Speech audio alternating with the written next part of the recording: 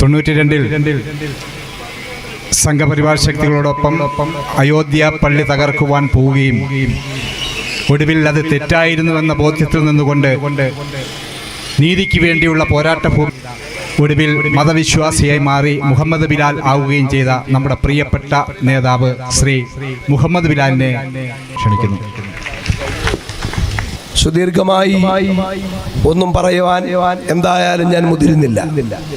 India രാജ്യത്തിൻ്റെ മതനിരപേക്ഷതയെയും ജനാധിപത്യത്തെയും തച്ച് തകർത്ത് തെരിപ്പണമാക്കാൻ സംഘപരിവാർ തുടങ്ങുകയും ഈ രാജ്യത്ത് സംഘപരിവാർ ശക്തികൾ ഈ രാജ്യത്തിന്റെ എല്ലാ അധികാര വർഗങ്ങളും നോക്കി നിൽക്കെ ബാബരി മസ്ജിദ് തകർക്കപ്പെട്ടതോടുകൂടി അതിനെ ഈ ലോകത്തിന്റെ മുന്നിൽ ആ ഫാസിസത്തിന്റെ മുഖം വരച്ച് കാണിക്കാൻ പലരും മടിച്ചു നിന്ന സമയത്ത് ഈ രാജ്യത്തെ ഭരണകൂട ഭീകരത എല്ലാ അർത്ഥത്തിലും രാജ്യത്തെ തലപൊക്കിയപ്പോൾ അതിനെതിരെ ഒരു ചെറുവിരലനക്കാൻ കേരളക്കരയുടെ മണ്ണിൽ ആരും ആർജവം കാണിക്കാതിരുന്ന കാലഘട്ടത്തിൽ നമുക്കറിയും ഈ രാജ്യത്തിന്റെ തെരുവോരങ്ങളിൽ നിന്ന് ധീരമായി ഭരണകൂടത്തിനെതിരെ ഫാസിസത്തിനെതിരെ ധീരമായി ശബ്ദിച്ചുകൊണ്ട്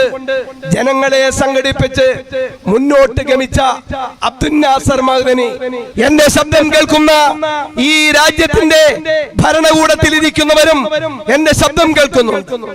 ഈ രാജ്യത്തിന്റെ ആത്മാവിനെ തട്ടി ഉണർത്തുകയായിരുന്നു മഅ്ദനി ചെയ്തത്. വരാൻ പോകുന്ന ഭരണകൂട ഭീകരതയെ കുറിച്ച് വളരെ വ്യക്തമായി ഈ രാജ്യത്തെ ജനതയോട് മഅ്ദനി വിളിച്ചു പറഞ്ഞു. ആ വിളിച്ചു പറഞ്ഞതിന്റെ പേരിൽ ഒരു കാലം നഷ്ടപ്പെടുമ്പോഴും ഈ രാജ്യത്തെ കോടതിയായ കോടതി മൊത്തവും കൊണ്ടു നടക്കുമ്പോഴും ഈ രാജ്യത്തിന്റെ ഭരണകൂടവും ഫാസിസവും ഒന്നായി പരിശ്രമിച്ചിട്ടും 22 വർഷമായിട്ട് മഅ്ദനിയെ കീഴ്പ്പെടുത്താൻ ഈ രാജ്യത്തെ ഭരണകൂടത്തിന് കഴിഞ്ഞിട്ടില്ല. അബ്ദുൽ നാസർ മഅ്ദനി വാരി വിതറിയ വിത്തുണ്ടല്ലോ, ഫാസിസത്തിനെതിരെ മഅ്ദനി ഉയർത്തിവിട്ട വിചാര വിപ്ലവം, ആ വിചാര വിപ്ലവം ഈ രാജ്യത്ത് മുളച്ചു പൊങ്ങുക തന്നെ ചെയ്യും എന്ന് ഈ രാജ്ഭവനിൽ തടിച്ചുകൂടിയ എന്റെ പ്രിയപ്പെട്ടവരെ സാക്ഷി നിർത്തി ഞാൻ ബോധ്യപ്പെടുത്തുകയാണ്. ഞങ്ങൾ തുടങ്ങുകയാണ്. ഈ രാജ്യത്ത് അടിച്ചമർത്തലുകൾ ഒരുപാടുണ്ടായി. ഈ രാജ്യത്ത് തട്ടിത്തകർത്തലുകൾ ഒരുപാടുണ്ടായി. അബ്ദുൽ നാസർ മഅ്ദനി പറഞ്ഞു, അശോക് സിംഗോൾ തിരുവനന്തപുരത്ത് നിന്ന് പത്രസമ്മേളനം നടത്തി 3003 പള്ളികൾ ഞങ്ങൾ പൊളിക്കുമെന്ന് പറഞ്ഞപ്പോൾ പലരും ഭയപ്പെട്ട് മിണ്ടാതിരുന്നപ്പോൾ തിരുവനന്തപുരത്തിന്റെ പുതിരിക്കണ്ടം മൈതാനിയിൽ അബ്ദുൽ നാസർ മഅ്ദനി അലറി വിളിച്ചു പറഞ്ഞു, ജനാധിപത്യ വിശ്വാസികളെ, മതനിരപേക്ഷതയിൽ വിശ്വസിക്കുന്നവരെ, നിങ്ങൾ സമരസജ്ജരാവുക എന്ന്. പക്ഷേ പലരും ഉറക്കം നടിച്ചു, പലരും നിശബ്ദരായി. ഈ രാജ്യത്തിന്റെ ഭരണകൂടത്തിന്റെ ആ പിച്ചച്ചട്ടിയിൽ നിന്ന് എച്ചിൽ തിന്നാൻ ആ എച്ചിൽ തിന്നുന്നവർ നിശബ്ദരായിരുന്നു. ഇന്ന് ഈ രാജ്യത്തിന്റെ മതനിരപേക്ഷതയ്ക്കെതിരെ വെല്ലുവിളി ഉയർത്തി സർപ്പം പോലെ പത്തി വിടർത്തി ഫാസിസം അതിന്റെ മൂർത്തിമത്ഭാവത്തിലേക്ക് വന്നുകൊണ്ടിരിക്കുമ്പോൾ എന്റെ പ്രിയപ്പെട്ടവരെ, ഞങ്ങൾക്കുറപ്പുണ്ട്, PDPക്ക് ഉറപ്പുണ്ട്, ഈ രാജ്യത്ത് ഈ ഫാസിസത്തിന്റെ എച്ചിൽ തിന്നുന്നവർക്കും രക്ഷയില്ലാതെ മാളത്തിൽ നിന്നവർക്ക് പുറത്തു വരേണ്ടി വരുമെന്ന് ഉറച്ചു വിശ്വസിക്കുകയാണ്. ഞങ്ങൾ ഒരു ക്യാമ്പയിൻ ആരംഭിച്ച് ഈ പ്രസ്ഥാനത്തിന്റെ ആദർശത്തെയും ആശയത്തെയും ഉയർത്തിപ്പിടിച്ചുകൊണ്ട് ഈ രാജ്യത്തിന്റെ ഭരണഘടന തകർക്കാൻ ശ്രമിക്കുന്ന ഫാസിസത്തിനെതിരെ ഞങ്ങൾ മുന്നോട്ട് കുതിക്കാൻ തീരുമാനിച്ചാൽ ഈ രാജ്യത്ത് അവർണ ജനത സമരസജ്ജരായി മുന്നോട്ട് കുതിക്കും. ഈ രാജവീതി അയ്യൻകാളിയുടെ സമര പോരാട്ടം കണ്ട മണ്ണാണ്. ഈ നാട് സി കേശവന്റെ നിവർത്തന പ്രക്ഷോഭം കണ്ട് തരിച്ചു നിന്ന നാടാണ്. ആ നാട്ടിൽ ഞങ്ങൾ മുന്നോട്ട് പോവുക തന്നെ ചെയ്യും. ബാബരി മസ്ജിദ് ആവർത്തിക്കാൻ സമ്മതിക്കില്ല ഈ അവർണപക്ഷ രാഷ്ട്രീയമെന്ന് ഒരിക്കൽ കൂടി പ്രഖ്യാപിച്ചുകൊണ്ട് എന്റെ ശബ്ദം ശ്രമിച്ചവരെ, നിങ്ങൾക്കൊരായിരം വിപ്ലവാഭിവാദനങ്ങൾ. ശ്രീ സാബു കൊട്ടാരക്കരെ ആദരപൂർവ്വം ക്ഷണിക്കുകയാണ്. അജ്മീർ ഷരീഫ്, താജ്മഹൽ, കുത്തബ് മിനാർ, ഇങ്ങനെ തുടങ്ങി അതിന്റെ ലിസ്റ്റ് നീണ്ടുപോവുകയാണ്. 1990-കളിൽ അഭിവന്ദ്യനായ അബ്ദുൽ നാസർ മഅദനി രാജ്യത്തോടാകമാനം വിളിച്ചു പറഞ്ഞ ഒരു യാഥാർത്ഥ്യമുണ്ട്.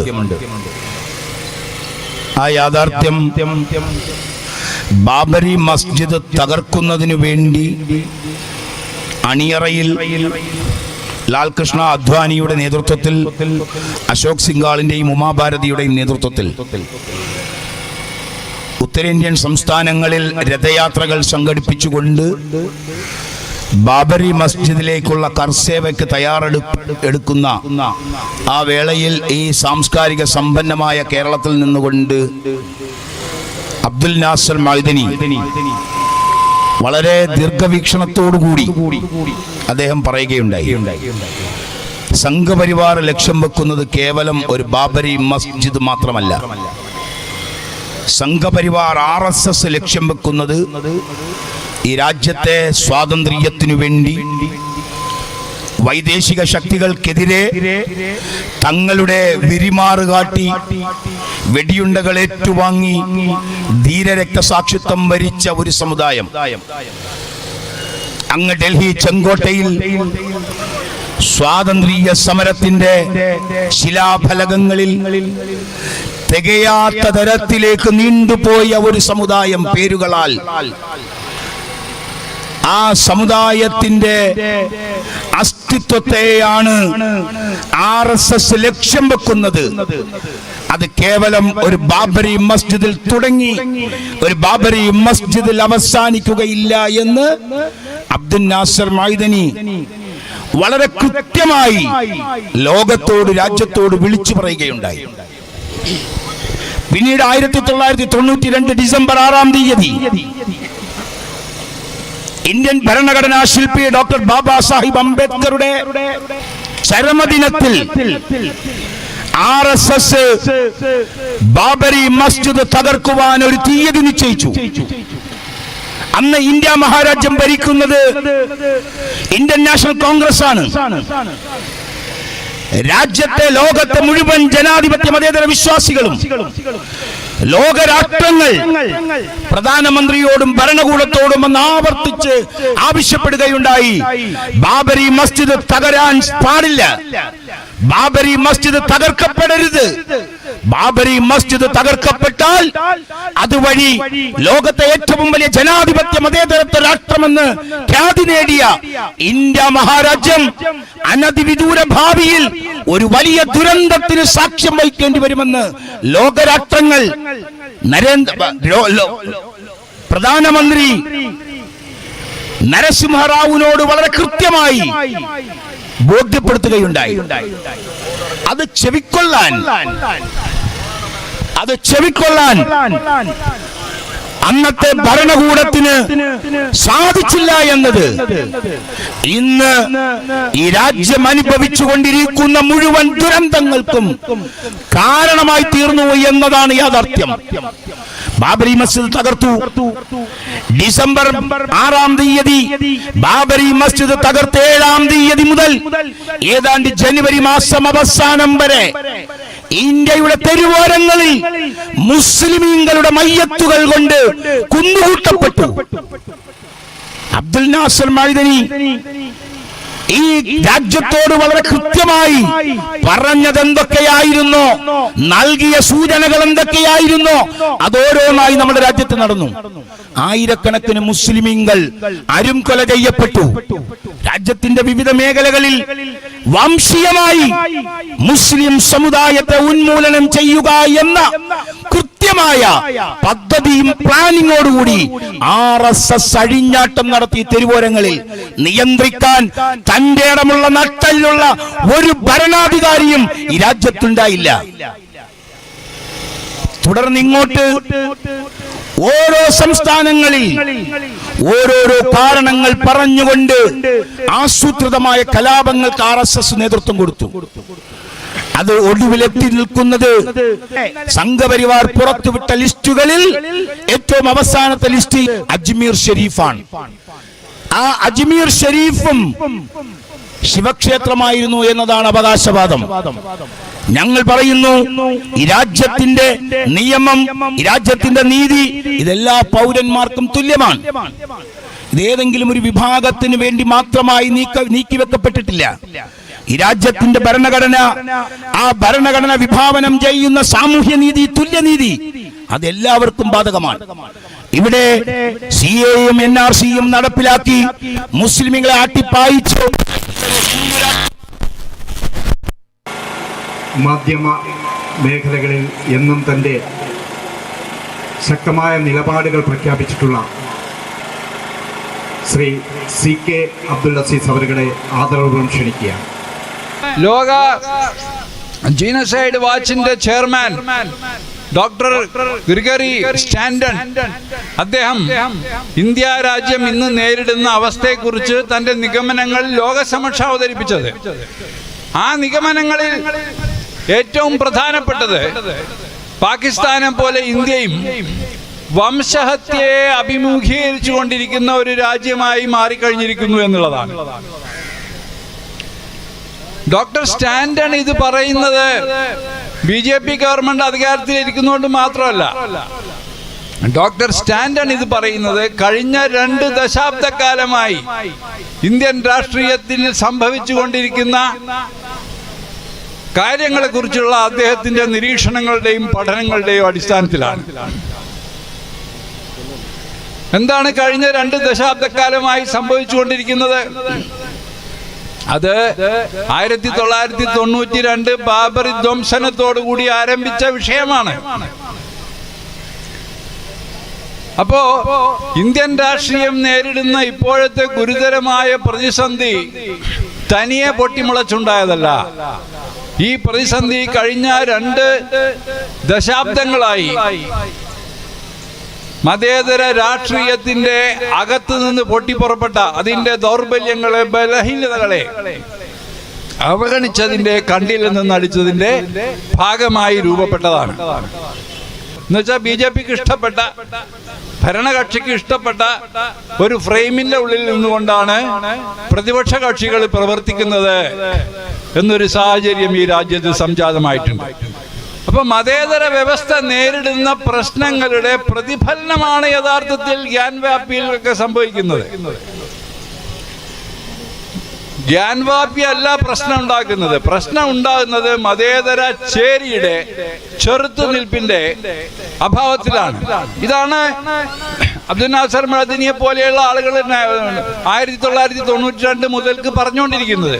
ബാബറി ധ്വംസനം നടന്ന കാലത്ത് എന്തിനാണ് നരസിംഹറാവു നിശബ്ദത അവലംബിച്ചത് എന്നാണ് മഅദനി അന്ന് ചോദിച്ചത്. ഇപ്പൊ 2 ദിവസം മുമ്പ് കേംബ്രിഡ്ജ് യൂണിവേഴ്സിറ്റിയിൽ രാഹുൽ ഗാന്ധിയുടെ പ്രസംഗം കേട്ടു ഞാൻ. രാഹുൽ ഗാന്ധി പറയുന്നത് യഥാർത്ഥത്തിൽ മതേതര ചേരി അഭിമുഖീകരിച്ചുകൊണ്ടിരിക്കുന്ന ഈ പ്രശ്നത്തില് കോൺഗ്രസിന്റെയും അദ്ദേഹത്തിന്റെയും ഒക്കെ നിസ്സഹായതയുടെ കാര്യം തന്നെയാണ്. BJP എങ്ങനെയാണ് ജനങ്ങൾക്കിടയിൽ ഇത്ര അധികം സ്വാധീനം ഉണ്ടാക്കിയത്? BJPക്ക് ജനങ്ങളുടെ ഇടയിൽ സ്വാധീനമുണ്ട്, അതുകൊണ്ടാണ് അവർ വോട്ട് നേടി വിജയിക്കുന്നത്. എങ്ങനെയാണ് ഉണ്ടാക്കിയത്? BJP എത്രയോ കാലമായി, സംഘപരിവാർ രാഷ്ട്രീയം എത്രയോ കാലമായി നടത്തിക്കൊണ്ടിരിക്കുന്ന ഒരു പരിപാടിയുണ്ട്. അതിന് പ്രതിനിധാന ഹിംസ എന്നാ പറയുക, റെപ്രസെന്റേഷണൽ വയലൻസ്. ഏതെങ്കിലും ഒരു ജനവിഭാഗത്തെ, മുസ്ലിങ്ങളാവട്ടെ, ആദിവാസികളാവട്ടെ, മറ്റേതെങ്കിലും ഒരു ജനവിഭാഗത്തെ വെറുക്കപ്പെടേണ്ടവരാണ്, നിന്ദിക്കപ്പെടേണ്ടവരാണ്, മാറ്റി നിർത്തപ്പെടേണ്ടവരാണ്, ഉന്മൂലനം ചെയ്യപ്പെടേണ്ടവരാണ് എന്ന തരത്തിലുള്ള വിദ്വേഷ പ്രചരണം. ആ വിദ്വേഷ പ്രചരണം ഇവിടെ തുടങ്ങിയിട്ട് എത്ര കാലമായി? സാധാരണക്കാരായ പാവപ്പെട്ട ഹിന്ദുക്കളുടെ മനസ്സിൽ മുസ്ലിങ്ങളെ കുറിച്ച്, ആദിവാസികളെ കുറിച്ച്, ക്രിസ്ത്യാനികളെ കുറിച്ചൊക്കെ തന്നെ അവർ വെറുക്കപ്പെടേണ്ടവരാണ്, രാജ്യത്തിന്റെ ശത്രുക്കളാണ് എന്ന തരത്തിലുള്ള വിദ്വേഷ പ്രചരണങ്ങൾ നടത്തുകയും അവരെ ഉന്മൂലനം ചെയ്യപ്പെടേണ്ട, ഭരണഘടനാദത്തമായ അവകാശങ്ങൾ നിഷേധിക്കപ്പെടേണ്ട, അതൊന്നും അവർക്ക് വേണ്ട, ആ തരത്തിലുള്ള പ്രതീകങ്ങളായി മാറ്റുകയും ചെയ്തു. ഇതിന് മതേതര ചേരി ഇതിനോട് എങ്ങനെയാ പ്രതികരിച്ചത്? മതേതര ചേരി ഇതിനോട് എങ്ങനെയാ പ്രതികരിച്ചത്? സംഘ് പരിവാറിന്റെ ഈ രാഷ്ട്രീയത്തിനെതിരെ കലാപക്കൊടി ഉയർത്തിയ അബ്ദുൽ നാസർ മഅദനിയെ പോലെയുള്ള ആളുകളെ വർഗീയവാദികൾ എന്ന് വിളിച്ച് ആക്ഷേപിച്ചുകൊണ്ടാണ് മതേതര ചേരി പ്രതികരിച്ചത്. മുസ്ലിങ്ങളെ സംബന്ധിച്ചിടത്തോളം 1947 ഇന്ത്യ സ്വതന്ത്രമായപ്പോൾ, 1952 ഇന്ത്യ റിപ്പബ്ലിക് ആയപ്പോൾ എന്തെല്ലാം നിയമങ്ങളാണ് ഇന്ത്യ രാജ്യം ഉണ്ടാക്കിയത്. ആ നിയമങ്ങളോട് മാത്രമേ മുസ്ലിങ്ങൾക്ക് ബാധ്യതയുള്ളൂ. അതില് ഇന്ത്യ എന്ന് പറഞ്ഞാൽ റിപ്പബ്ലിക്കാണ്. എന്താ റിപ്പബ്ലിക് എന്ന് പറഞ്ഞ അർത്ഥം? റിപ്പബ്ലിക് എന്ന് പറഞ്ഞാൽ രാജ്യത്തിന്റെ പരമാധികാരം എല്ലാ ജനങ്ങളിലുമാണ്.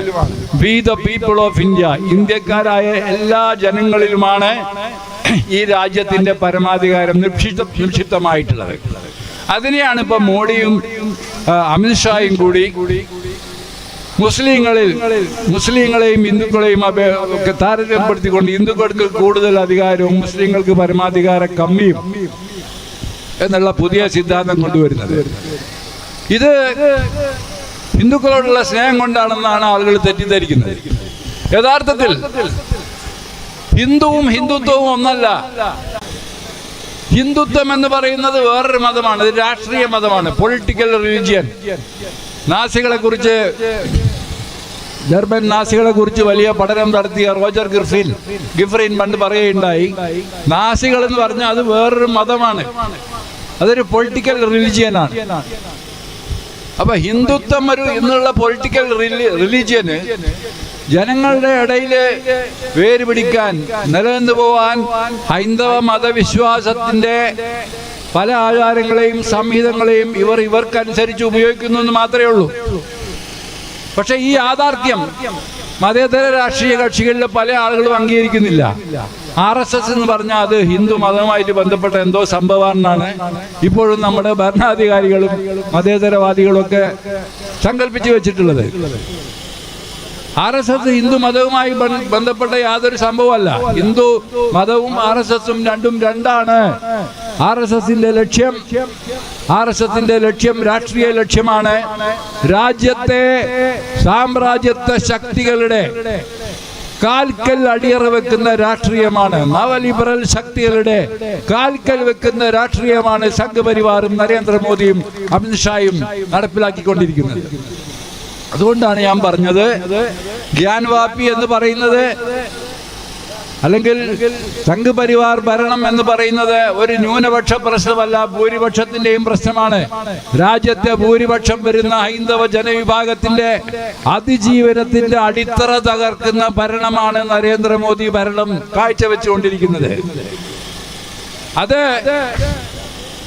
പെട്രോളിന് വിലപ്പ് കുറച്ചു എന്ന് പറഞ്ഞിട്ട് കാര്യമല്ല.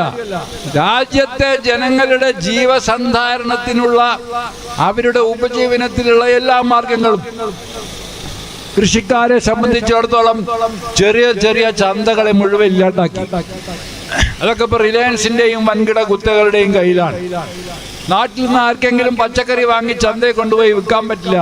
കാരണം റിലയൻസിന്റെ സൂപ്പർ മാർക്കറ്റിലുള്ള സാധനങ്ങളെ ആളുകൾ വാങ്ങിക്കുള്ളൂ. ഇത് രാജ്യവ്യാപകമായി നടന്നുകൊണ്ടിരിക്കുന്ന സ്ഥിതികേട്. ഉരുളക്കിഴങ്ങിന് വിലയില്ല, പരിപ്പിന് വിലയില്ല, ഗോതമ്പിന് വിലയില്ല. സാധാരണക്കാരായ കർഷകനെ സംബന്ധിച്ചിടത്തോളം ദുരിതമാണ്. അങ്ങനെ ദുരിതം പിടിച്ച ആളുകളാണ് ഗ്രാമങ്ങളിൽ പോയി, ഗ്രാമങ്ങളിൽ നിന്ന് നഗരങ്ങളിലേക്ക് കുടിയേറി കിട്ടിയ കൂലിക്ക് ജോലി എടുക്കേണ്ടി വന്ന ആളുകളെ നിങ്ങൾ കണ്ടിട്ടുണ്ടാവും.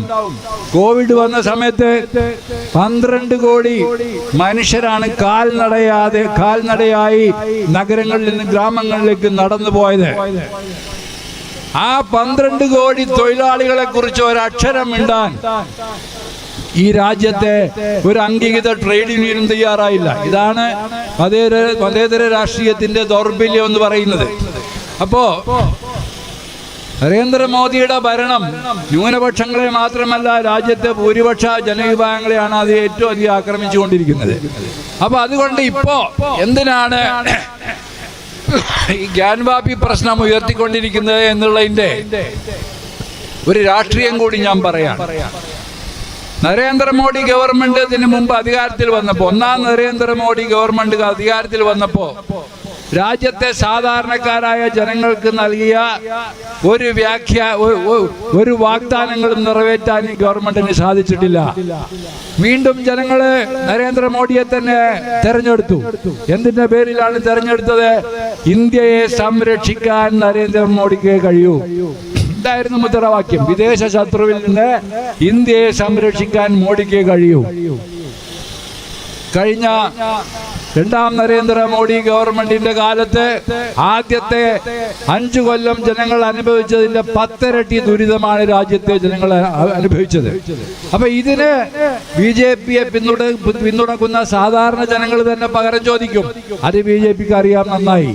അപ്പൊ ആ സാധാരണക്കാരായ ജനങ്ങളുടെ ശ്രദ്ധ BJP ഗവൺമെന്റിനെതിരെ തിരിയേണ്ട സാധാരണ ഹൈന്ദവ ജനതയുടെ ശ്രദ്ധ മുസ്ലിമുകളുടെ നേർക്ക് തിരിച്ചുവിടുക എന്നുള്ളതാണ് ഇപ്പൊ ഇവര് ഉന്നയിക്കുന്ന ഈ കലാപക്കളിയുടെ യഥാർത്ഥ അന്തസത്ത. ഇത് എല്ലാവർക്കും ഇപ്പൊ അറിയാം ഏതാണ്ട്. അതുകൊണ്ട് ന്യൂനപക്ഷങ്ങള് നിങ്ങൾ വിചാരിക്കണ മാതിരി പ്രകോപിതരാവും. നിങ്ങൾ മീഡിയയിലും അല്ലെങ്കിൽ TV-യിലൊക്കെ നിങ്ങൾ ചില വിദേശ പ്രചരണങ്ങൾ നടത്തിയ ന്യൂനപക്ഷങ്ങൾ കൊടുവാളെടുത്ത് ഇളകും എന്നുള്ള പ്രതീക്ഷയൊന്നും ഇനി വേണ്ട. രാജ്യത്തെ ന്യൂനപക്ഷ ജനവിഭാഗങ്ങൾ രാജ്യത്തെ മതേതര ചേരിയുടെ അവിഭാജ്യ ഘടകമായി മാറിക്കഴിഞ്ഞിരിക്കുന്നു. പഴയ കഥയൊന്നും ഇനി പറയണ്ട. പുതിയ മതേതര ബദലുകൾ ഉയർത്തിക്കൊണ്ടുവന്ന് മതേതര ചേരിയുടെ ദൗർബല്യങ്ങൾ പരിഹരിക്കാൻ കെൽപ്പുള്ള രാഷ്ട്രീയ പക്ഷമായി രാജ്യത്തെ PDP-യെ പോലെയുള്ള സംഘടനകൾ മാറിക്കഴിഞ്ഞിരിക്കുന്നു. ആ മാറ്റത്തിന്റെ പ്രകടനമാണ് ഇന്നിവിടെ കണ്ടത്. ഈ സന്ദേശം BJP ഗവൺമെന്റ് ഉൾക്കൊണ്ടാലും ശരി ഇല്ലെങ്കിലും ശരി, BJP ഗവൺമെന്റിന്റെ ഒരു വ്യാമോഹവും അടുത്ത തെരഞ്ഞെടുപ്പിൽ നടക്കാൻ പോകുന്നില്ല. കോൺഗ്രസിന് ആവതില്ലെങ്കിൽ ആവതുള്ള വേറെ പാർട്ടികൾ, ആവതുള്ള വേറെ കക്ഷികൾ ഈ രാജ്യത്ത് ഉയർന്നു വരും.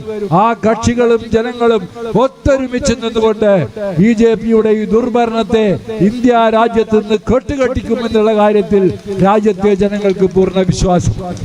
അതുകൊണ്ട് ഞാൻ എൻ്റെ ഈ ഉദ്ഘാടന പ്രസംഗം ഉപസംഹരിച്ചുകൊണ്ട് 2 വാചകം കൂടി പറയാൻ ആഗ്രഹിക്കുകയാണ്. അബ്ദുൽ നാസർ മഅദനിയെ നിങ്ങൾ ഇടക്കിടക്ക് ഇങ്ങനെ അധിക്ഷേപിക്കുമ്പോൾ, മഅദനി വർഗീയ പ്രചരണം നടത്തി, മഅദനി രാജ്യത്തെ ജനങ്ങളെ വിഭജിച്ചു എന്നൊക്കെ ഇടക്കിടക്ക് വർഗീയ പ്രചരണം നടത്തുമ്പോൾ നിങ്ങൾ അപഹാസ്യരാവുകയാണ് എന്നുള്ള കാര്യം ദയവ് ചെയ്തൊന്ന് മനസ്സിലാക്കണം. ഇപ്പൊ ബിനു ബി ജോൺ ആയാലും ആരാണെങ്കിലും ശരി, ഇവരൊക്കെ ഒരു കാലത്ത് മനുഷ്യാവകാശ പ്രശ്നങ്ങൾക്ക് വേണ്ടി കൂടെ നിന്നവരാണ്, ഒപ്പം നിന്നവരാണ്. അപ്പൊ മുതലാളി മാറുമ്പോൾ അഭിപ്രായം മാറുന്നു എന്നുള്ളത് ഒരുപക്ഷെ അവരുടെ വ്യക്തിപരമായ കാര്യമായിരിക്കാം. എങ്കിലും കുറച്ചുകൂടി ഇത്തരം വിഷയങ്ങളിൽ അവധാനതയോടുകൂടി ചിന്തിക്കുകയും പ്രവർത്തിക്കുകയും മാധ്യമ പ്രവർത്തനത്തിന്റെ, ജനാധിപത്യപരമായ മാധ്യമ പ്രവർത്തനത്തിന്റെ ഭാഗമാവാൻ ഏത് മുതലാളി ഭരിച്ചാലും ശരി, ജനാധിപത്യപരമായ മാധ്യമ പ്രവർത്തനത്തിന്റെ ഭാഗമായി മാറുന്ന രാംനാഥ് ഗോയങ്കയുടെ പാരമ്പര്യം ഉയർത്തിപ്പിടിക്കണമെന്ന് ഞാൻ അവരോട് വിനീതമായി അഭ്യർത്ഥിക്കുകയും ചെയ്യുന്നു.